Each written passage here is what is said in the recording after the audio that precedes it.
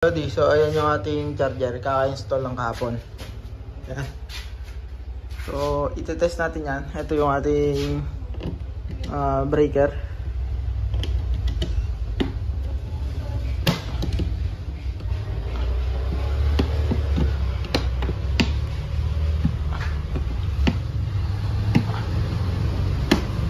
Yan. So buhay natin. So ayan, umilaw na, green, all green. Tapos yung ating power consumption is 2 watts, siguro 2 watts tong ilaw. So ayan, meron tayong metro, naglagay tayo ng metro. Itong isa lalagyan pa natin para dun sa ito, lalagyan natin portable. So meron tayong ground, ayan yung grounding, grounding yan pareho. So magdadagdag pa tayo ng isa, ito papunta dito. Ayan, ay sorry, hindi nakita nyo ba malabi. So meron tayong ulit, ito yung ating main, itong breaker na to is for dito. Itong isa, yung sa gagamitin natin for the portable para matry natin kung gumagana. So ayun yung ating grounding, sorry hindi. So ayun yung grounded na socket para dun sa portable. Ito naman yung ating mismong charger. So yung ilaw yata yung 2 watts, ayan. So itatry natin ito ngayon mga lodi. So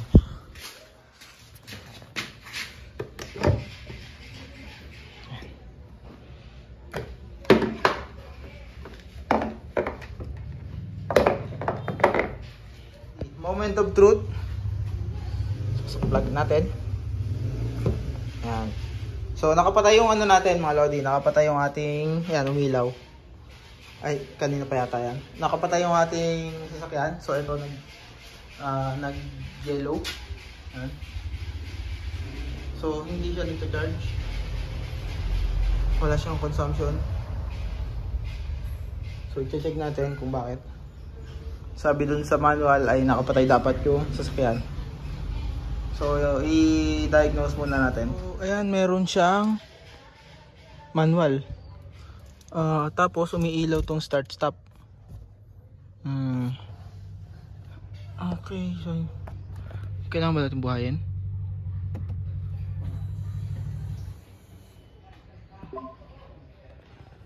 So yung kanyang charger naka-plug.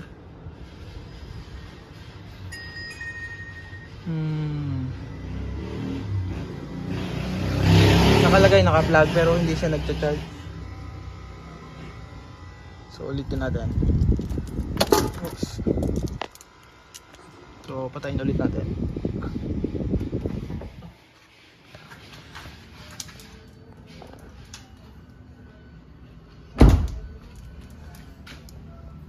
Tingnan natin i-lock.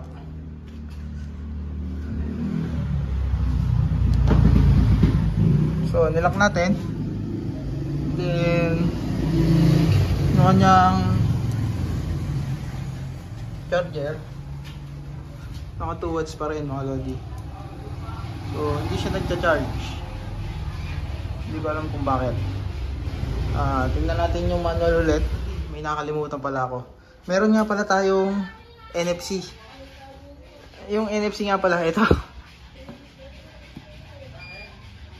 Yun, gumalaw na mga lodi. Ayun.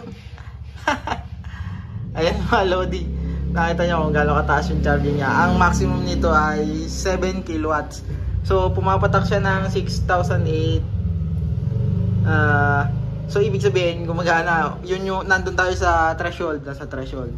So itong ating ano ay 32 amps. So ito yung capacity na 7k watts. So ayan yung ating 6.9. So nasa threshold, ayan. So blinking.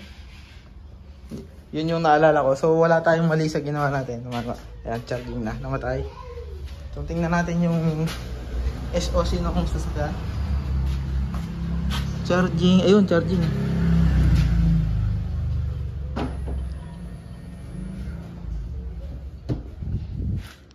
Ayan sa mga lodi.